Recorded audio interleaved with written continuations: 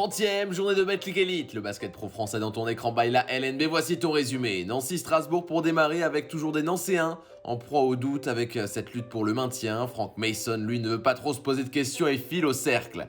Le numéro 0, meilleur marqueur de son équipe avec 17 points, mais aussi le meilleur passeur, 7 caviars, dont celui-ci pour Gombo. 49 à 45 pour Nancy dans ce début de troisième quart. Le Sluk très énergique au retour des vestiaires avec des transitions ultra rapides. Les replis sont compliqués à gérer pour la SIG. Une situation qui sera fatale aux visiteurs qui ne pourront jamais vraiment répondre dans l'intensité. Revoilà la folie Mason, MVP sans conteste pour maintenir un écart très favorable. Bodian Massa tentera un rapproché en fin de partie mais il est trop tard. Nancy l'emporte dans son antre et reste focus pour le maintien. À Antares, l'enjeu est de taille pour les deux formations puisque avant la rencontre Le Mans est playoffable et ne compte qu'une victoire d'avance sur Paris, mis sur orbite d'entrée comme souvent Jeremy Evans. Le Paris Basketball qui prendra même les commandes après avoir inscrit 25 points dans le premier quart, puis 22 dans le deuxième. Carlton doit remettre les deux équipes à égalité ici. 64-62, même côté mais avec cette fois Paris. Troisième acte chaud où la rencontre se joue sur des petits détails. Le scénario est fou et les supporters du MSB poussent. Quatrième quart, Matt Morgan combine avec Williams Naras qui a une idée en tête. Découper Evans, poster bestial. Sauf que les deux équipes continuent le chassé-croisé. Allman donne ici 2 points d'avance pour les franciliens. Le tournant, il est là, à 1:20 de la fin, Money Time, moment pour les grands garçons. Matt Morgan prend ses responsabilités comme souvent. Le scoreur s'offre un match à 35 pions à une unité de son record personnel. Un panier déclic pour Le Mans qui assurera dans les derniers instants 16e victoire de la saison. Battu en janvier au match aller de l'Opalico, le Portel voulait prendre sa revanche face aux voisins du BCM, sauf que Gravelines Dunkerque a bien l'intention de rester sur une deuxième saison de suite invaincue dans le derby. Après Jarwan Johnson, c'est Olé Gisac qui va s'offrir un tir ouvert sur un bon service de Boynton. Le SSM ne panique pas pour autant et revient au forceps grâce à un excellent deuxième quart-temps, triangle pour Mangin, en bout de chaîne qui dégaine. Son équipe réussira à égaliser dès le début de la deuxième mi-temps avant de passer au travers défensivement. 27 points encaissés, 19 au total pour Johnson. Il faudra une lutte acharnée de Nzekwezi pour retrouver un peu d'espoir au chaudron. 21 points, 7 rebonds pour le pivot néerlandais. Nadir Ifi retrouvera son intérieur sous le cercle. Les Portellois sont vaillants. 75-75, 1 minute 30 à jouer. Robinson cible la main chaude. Johnson, extrêmement lucide dans ses derniers instants. 3 longueurs d'avance pour les Maritimes. Le Portel a quand même une chance d'arracher la prolongation. Nadir Ifi est missionné. La première cartouche est manquée. Le ballon lui revient, mais le deuxième tir, lui aussi, sera trop court. C'est bien le BCM qui l'emporte. Que s'est-il passé à Beaublanc mardi? Limoges n'a jamais pu mettre un pied devant l'autre réellement face aux Blésois en quête du maintien.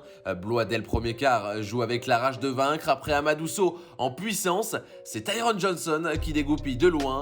Tout au long de la partie, les visiteurs seront capables d'inscrire au minimum 21 points face à une équipe à vocation défensive. Thomas Corneli, ancien de la Maison Verte, se régale sur un N1 autoritaire.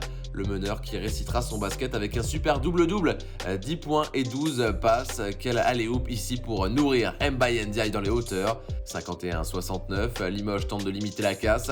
Nicolas Lang cherche de la patience. Yéguété en point de fixation pour ressortir proprement. Bryce Jones trouvera la ficelle. Comptez sur Thomas Corneli sur la fin de match pour faire la décision. Hugolin est mis à l'écart et est en retard là-dessus. Le CSP ne reverra plus l'ADA qui quitte Beaublanc avec un demi-ticket pour le maintien. Paula Cortez en grand danger tente de résister à la pression avec un calendrier très compliqué. La réception de l'Asvel ne semble pas pour autant impressionner le groupe sur un énorme départ, 13-3 avec un Shikoko agressif.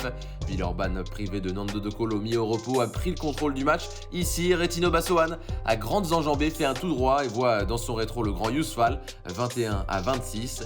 Oui, mais l'élan béarnais fait jeu égal à ce stade avec un Gérald Ayayi qui confirme sa progression dans l'impact. Superbe mouvement pour éliminer Taïus et marquer, -4 à la mi-temps. Retard très rapidement comblé ensuite grâce à un Vitaly Shikoko dominant, 21 points, 9 sur 10 au tir.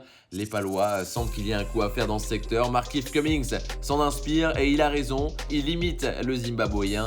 Lyon-Villeurbanne dans le dur puisque les Béarnais ne sont pas maîtrisés. Au contraire, Michael Stockton se bat comme un beau diable et s'échappe du marquage de Bost, 87-83. Villeurbanne ne marquera pas derrière et c'est Stockton qui joue au chat et à la souris. Victoire de prestige pour l'élan béarnais qui joue sa survie dans l'élite. C'est un mois d'avril compliqué pour la chorale de Roanne qui reste sur 3 défaites consécutives. L'ambition est donc de retrouver des couleurs à Vacheresse. Stéphane Maudit trouve la mire, 9-13. Ça sert serré au score. Nanterre continue de s'exprimer avec un collectif bien en place. C'est Hornsby à la baguette qui trouve un tir ici à 3 points. L'Américain est dans tous les bons coups puisque sur l'action suivante, il s'offre un coast-to-coast parfait, tout droit et N1, 20 points au total pour lui. Dans le troisième quart, les Franciliens gardent une courte avance. Roanne rend un ballon et le buzzer va retentir. Lucas Fischer, milieu de terrain, se dit pourquoi pas et ça rentre. Accordé pour le jeune homme. Un peu plus d'une minute à jouer. Les supporters font du bruit. Maudit pour Morin qui glisse. Une superbe passe à Henri Drell, 84-85, plus qu'un point d'écart. Mais le score n'évoluera plus et c'est bien Nanterre qui va chercher sa 13e victoire de la saison. Fos-Bourg-en-Bresse pour terminer, ça se passe à Marseille. Après un premier carton très animé, les Burgiens veulent prendre les choses en main. Floyd sert Coquiller, Kevin Coquilla 2+1. Les bailleurs se résistent bien, même si l'adresse de Bourg progresse à cet instant.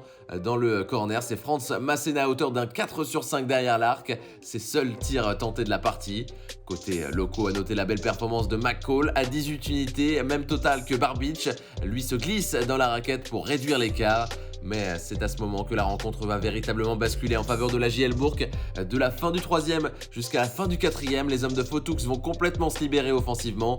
Floyd, mais aussi Pierre Pelos, l'ancien de la maison phocéenne, l'international français justement, qui sort un match solide à 15 points et 6 rebonds. 70-76, il reste 1 minute 30. Floyd se chargera de mettre le coup de poignard et sera désigné MVP de la rencontre avec 26 unités. Bourg condamne quasiment le club du Sud à la Pro B. La prochaine journée, entre vendredi et mardi, ça commence à Dijon qui affrontera Paula Cortez pour se conclure sur un Bourg-en-Bresse Le Mans le 2 mai prochain à 20h.